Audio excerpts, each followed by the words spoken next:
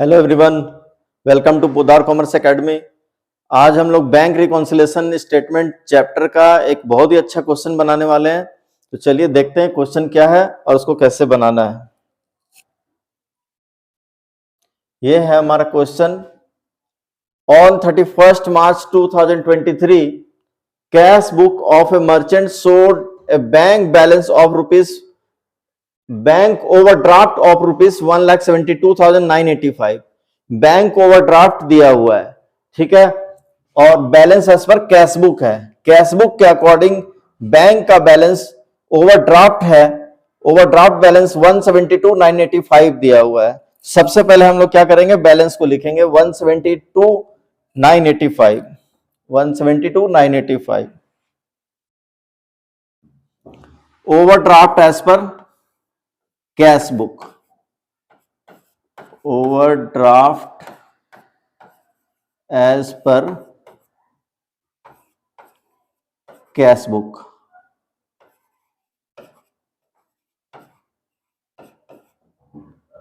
Overdraft balance को हमेशा अगर आप इस फॉर्मेट से बना रहे हैं, प्लस माइनस वाला फॉर्मेट यूज कर रहे हैं, तो ओवरड्राफ्ट बैलेंस को हर बार हम लोग क्या करेंगे, माइनस वाले कॉलम में लिखेंगे, ठीक है। और अगर फेवरेबल बैलेंस होता है तो उसको प्लस वाले कॉलम में लिखना चाहिए। तो इस क्वेश्चन में ओवरड्राफ्ट दिया हुआ है, इसलिए हम लोग उसको क्या करेंगे, माइनस साइड में लिखेंगे। 1,72,985 ये हमारा ओडी बैलेंस एज पर कैश बुक दिया हुआ है, जिसको हम लोग माइनस साइड में लिख लेंगे। और उसके बाद इसमें जो भी 5-6 ट्रांजेक्शन दिए हुए हैं, जिसमें से कुछ ट्रांजेक्शन ऐड में जाएंगे और कुछ लेस में हम लोग लिखेंगे, ठीक है। तो हम लोग ऐसे तो लाइन से भी लिख सकते हैं, जो भी स्टेटमेंट मिलेगा, अगर प्लस वाला है तो प्लस में लिख देंगे, माइनस वाला है तो माइनस में लिख देंगे। लेकिन हम लोग क्या करते हैं, थोड़ा सा और इसको आसान बनाने के लिए, ऐड के लिए थोड़ा सा स्पेस यहां ऊपर में रख लेंगे और लेस करने के लिए थोड़ा सा स्पेस नीचे में रख लेंगे, ठीक है। और अब हम लोग क्वेश्चन को बनाना शुरू करेंगे। First point, check issued for ₹60,000 were not presented in the bank till 7th April 2023। ठीक है, 60,000 का चेक इशू हुआ है जो कि अभी तक बैंक में पेमेंट के लिए प्रेजेंट नहीं हुआ है।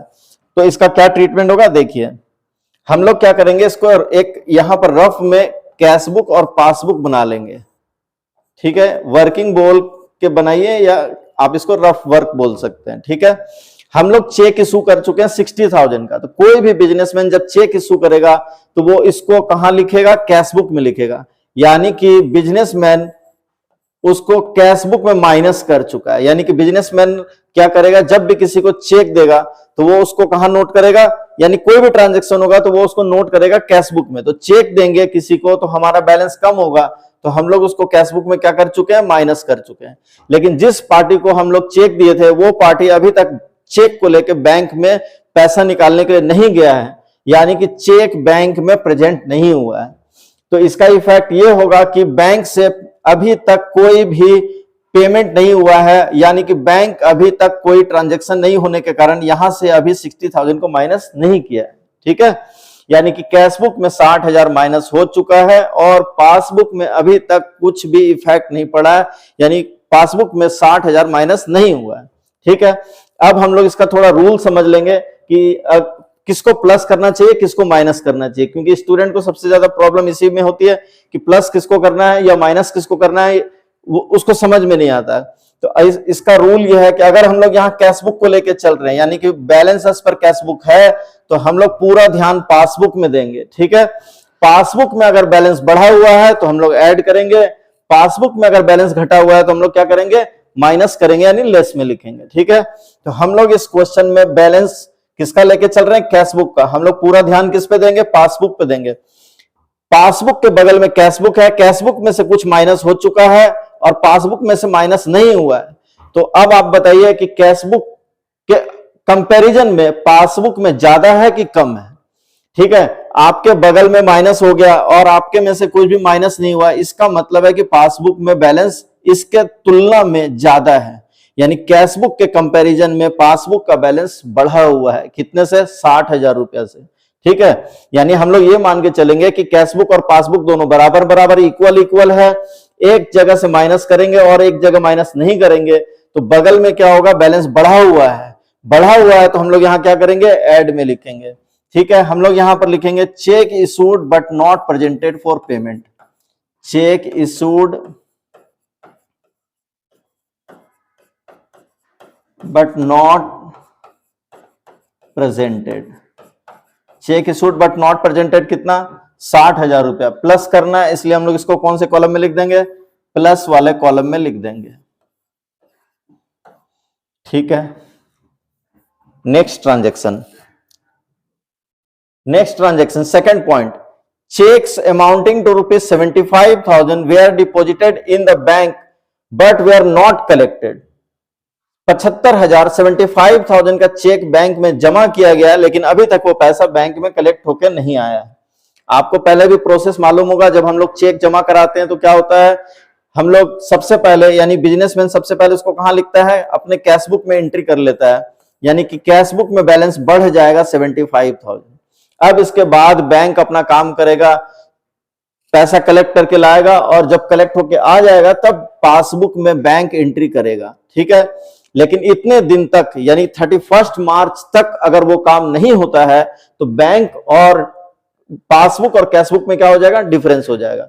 यानी कि 31 मार्च की डेट में हम लोग इसको बना रहे हैं, 31 मार्च तक कैशबुक में 75,000 प्लस हो चुका है, जबकि पासबुक में ये अमाउंट कब तक नहीं आया। देखिए यहां पर क्वेश्चन में, cheque amounting to 75,000 were deposited in the bank were not collected, है ना, यानी कि 31 मार्च तक पासबुक में कोई भी पैसा नहीं आया है कलेक्ट होके। तो 31 मार्च की डेट में कैशबुक में 75,000 प्लस हो चुका है और पासबुक में 75,000 अभी भी प्लस नहीं हुआ है, तो दोनों में डिफरेंस हो चुका है। हम लोग किसको लेके चल रहे हैं, कैशबुक को। हम लोग ध्यान देंगे पासबुक में, पासबुक के बगल में कैशबुक है जिसमें कि प्लस किया जा चुका है और पासबुक में प्लस नहीं हुआ है, तो पासबुक में कम है कि ज्यादा है, पासबुक में बैलेंस कम है। कैशबुक के कंपैरिजन में पासबुक में 75,000 कम है, तो यहां पर बैलेंस कम है, हम लोग कैशबुक को लेकर चल रहे हैं। पासबुक में ध्यान देंगे यहां पर घटा हुआ है तो हम लोग भी क्या करेंगे, उसको माइनस कर लेंगे। ठीक है, चेक डिपॉजिटेड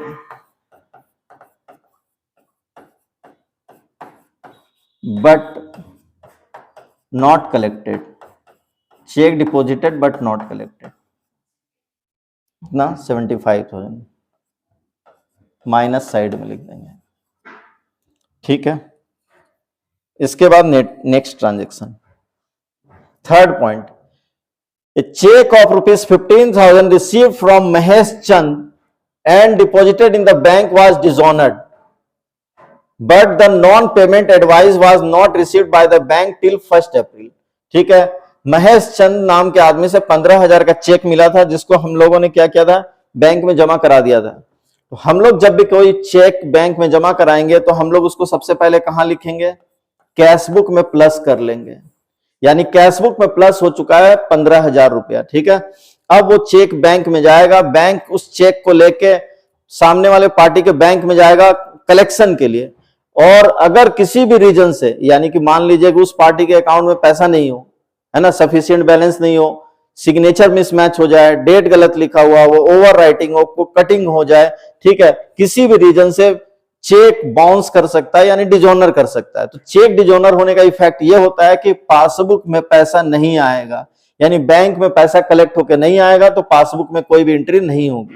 ठीक है, ऐसा हो जाता है तो क्या होता है, दोनों जगह डिफरेंस हो जाता है।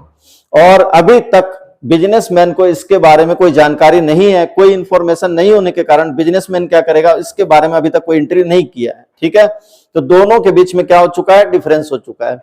हम लोग कैशबुक को लेकर चल रहे हैं, पासबुक पर ध्यान देंगे। पासबुक में 15,000 इसके कंपैरिजन में कम है, क्योंकि कैशबुक में हम लोग प्लस कर चुके हैं, पासबुक में प्लस नहीं हुआ है, मतलब है कि पासबुक में कैशबुक के कंपैरिजन में 15,000 रुपया कम है। 15,000 रुपया कम है, हम लोग का रूल तो आपको पता ही है, कैशबुक को लेके चल रहे हैं, पासबुक को देखेंगे, पासबुक में अगर कम है तो हम लोग यहां क्या करेंगे, माइनस कर लेंगे। ठीक है, check deposited but dishonoured, check deposited but dishonoured,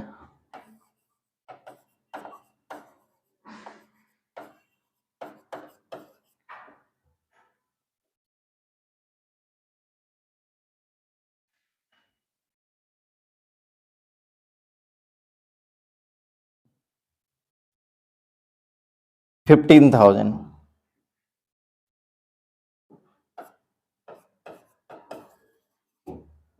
ठीक है, next transaction,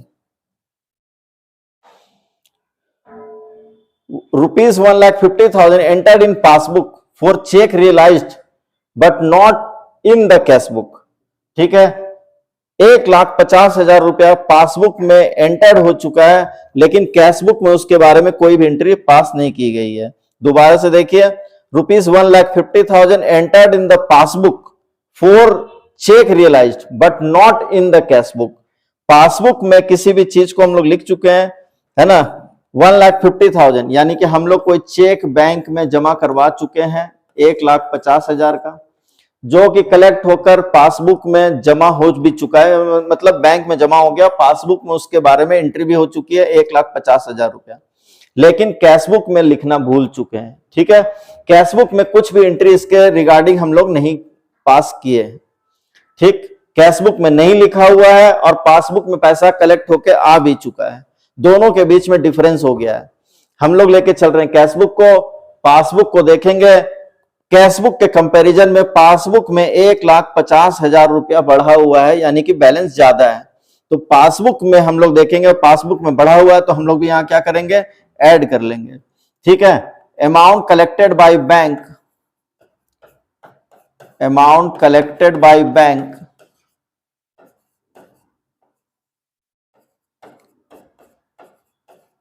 not entered in cash book।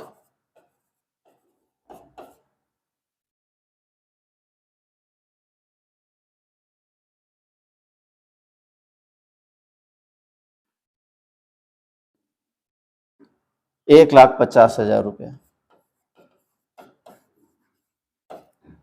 ठीक है, इसके बाद next transaction, bank charges ₹1,500 and interest on overdraft 8,500 appeared in the passbook but not in the cash book। इस एक line के अंदर दो अलग अलग ट्रांजेक्शन है, एक तो बैंक चार्जेस का 1,500 बैंक में डिडक्ट हो चुका है और दूसरा इंटरेस्ट ऑन ओवरड्राफ्ट, ये भी बैंक से डिडक्ट हो चुका है। दो अलग अलग चीजें हैं जो कि बैंक से डिडक्ट हो चुकी है, जिसके बारे में कैश बुक में कुछ भी एंट्री नहीं किया हुआ है। ठीक है, तो हम लोग एक एक करके करेंगे। ठीक है, एक बार फिर से देख लेते हैं, बैंक चार्जेस 1,500 और bank interest on overdraft 8,500, 1,500 8,500। Bank charges deduct कर चुका है 1,500, कैशबुक में इसके बारे में कोई भी एंट्री नहीं है। ठीक है, दोनों के बीच में डिफरेंस हो गया। कैशबुक को लेकर चल रहे हैं, पासबुक को देखेंगे, पासबुक में घटा हुआ बैलेंस है तो हम लोग भी यहां क्या करेंगे, माइनस कर लेंगे, यानी कि लेस कर लेंगे। Bank charges not entered in cash book, या फिर आप इसको बैंक चार्जेस बोल के लिख लीजिए 1,500, माइनस साइड में लिखेंगे 1,500। ठीक है, इसके बाद बैंक से इंटरेस्ट का पैसा भी डिडक्ट हो चुका है। ठीक है, अब आप लोग को लग रहा होगा कि इंटरेस्ट तो बैंक देगा, माइनस क्यों करेगा।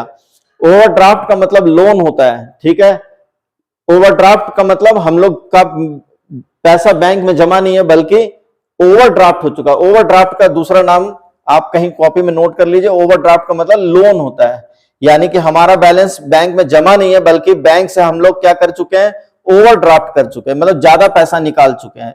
तो अगर ओवरड्राफ्ट रहता है तो बैंक इंटरेस्ट देता नहीं है बल्कि क्या करता है, इंटरेस्ट चार्ज करता है।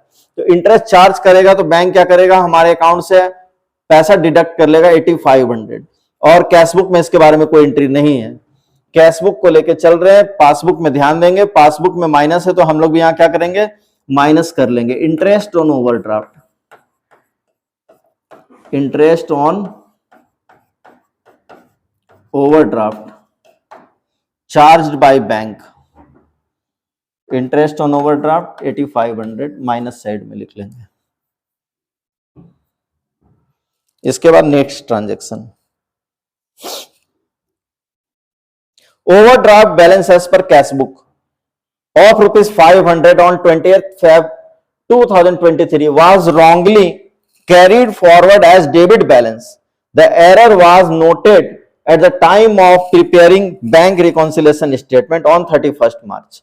ये बहुत ही इंपॉर्टेंट ट्रांजैक्शन है, आप इसको देखिए ध्यान से। बैंक ओवरड्राफ्ट बैलेंस एज पर कैश बुक, ओवरड्राफ्ट बैलेंस था कैश बुक के अकॉर्डिंग कितना, 500, और जब इसको कैरी फॉरवर्ड किया गया तो हम लोग इसको गलती से क्या कर लिए, ओवरड्राफ्ट बैलेंस को हम लोग क्या समझकर कैरी फॉरवर्ड कर चुके हैं, debit balance. Debit balance, overdraft balance का मतलब माइनस बैलेंस होता है, ठीक है। ओवरड्राफ्ट का मतलब हमारा पैसा बैंक में जमा नहीं है, बल्कि बैंक से लोन ले चुके हैं, हम लोग ओवरड्राफ्ट कर चुके हैं। तो ओवरड्राफ्ट का मतलब माइनस बैलेंस होता है, ठीक है।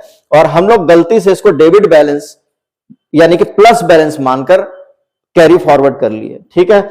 यानी कि जिस चीज को माइनस बैलेंस लिखना चाहिए था, उस चीज को हम लोग क्या कर लिए, प्लस बैलेंस बोलकर लिख लिए। तो माइनस बैलेंस को प्लस बैलेंस बोल के लिखेंगे तो क्या होगा, डिफरेंस हो जाएगा, ठीक है। तो ये मिस्टेक हो गया। एक तो माइनस बैलेंस नहीं लिखे, 500 का मिस्टेक, और माइनस बैलेंस को प्लस बैलेंस लिख लिए, 500 का और मिस्टेक हो गया। यानी यहां पर जो गलती हुई है वो सिर्फ 500 की गलती नहीं हुई है, यहां पर जो मिस्टेक अकाउंटेंट ने किया वो 1000 का मिस्टेक कर दिया। पहले तो क्रेडिट बैलेंस को क्रेडिट बैलेंस यानी कि ओवरड्राफ्ट बैलेंस को, ओवरड्राफ्ट बैलेंस का मतलब क्रेडिट बैलेंस होता है, क्रेडिट बैलेंस नहीं लिख के उल्टा डेबिट बैलेंस लिख दिया, यानी माइनस बैलेंस को प्लस बैलेंस लिख दिया, ठीक है। देखेंगे कि इसको किस तरह से बैंक रिकॉन्सिलिएशन स्टेटमेंट में दिखाना है। यानी कि कैशबुक का बैलेंस यहां पर क्या हो गया है, गलती से माइनस की जगह प्लस हो गया है, ठीक है। तो यहां पर बैलेंस बढ़ा हुआ है, कितना से बढ़ा हुआ है, 1000 से बढ़ा हुआ है, 1000 से बढ़ा हुआ है। कहां का बैलेंस, कैशबुक का बैलेंस। यानी कि -500 की जगह +500 हम लोग लिख लिए, ठीक है। यानी क्रेडिट बैलेंस 500 की जगह डेबिट बैलेंस 500 लिख लिए। यानी कि एक तो फर्स्ट मिस्टेक ये हो गया कि हम लोग 500 क्रेडिट बैलेंस नहीं लिखे, एक गलती, और उस क्रेडिट बैलेंस की जगह डेबिट बैलेंस हम लोग लिख चुके हैं कितना, 500, यानी कि दो गलती। यानी कि टोटल मिस्टेक 1000 का हो गया। कैशबुक में 1000 का बैलेंस बढ़ा हुआ है, ठीक है, और पासबुक में यह गलती नहीं हुई है। हम लोग कैशबुक को लेके चल रहे हैं, पासबुक में देखेंगे, पासबुक में इसके कंपैरिजन में कम है, क्योंकि यहां पर 1000 प्लस हो चुका है, ठीक है, और यहां पर नहीं हुआ है। तो बगल में 1000 प्लस हो गया, यहां पे प्लस नहीं हुआ, यानी कि इसके कंपैरिजन में यहां पर 1000 कम है, यहां पर 1000 कम है, तो हम लोग भी क्या करेंगे, उसको माइनस कर लेंगे, ठीक है ना। Overdraft balance as per cashbook wrongly carried forward as debit balance. Credit balance को गलती से डेबिट बैलेंस लिख चुके हैं हम लोग, ये गलती, क्रेडिट बैलेंस को डेबिट बैलेंस लिख चुके हैं, carried forward as debit balance. 1000 हम लोग माइनस साइड में लिख लेंगे, ठीक है। और अब हम लोग क्या करेंगे, इसको बैलेंस करेंगे।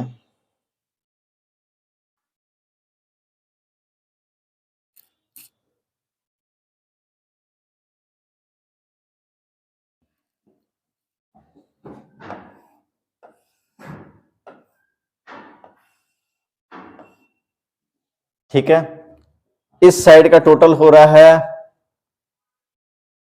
2,10,000, ठीक है, 2,10,000, और माइनस साइड का टोटल हो रहा है 172,985, 75,000, 15,000, 1,500, 8,500, 1,000, 273,985, 273,985, दोनों का डिफरेंस निकाल लीजिए, 985, 63,985, ठीक है। यहां पे कम पड़ रहा है, प्लस वाले कॉलम में यहां पे लिखेंगे 63,985, और हम लोग यहां लिख देंगे ओवरड्राफ्ट एज पर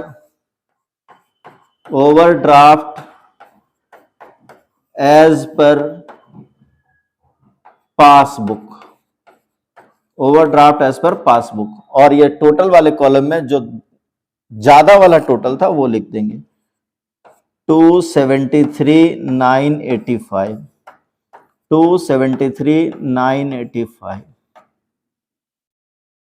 ठीक है, आप लोग इसको नोट करिए।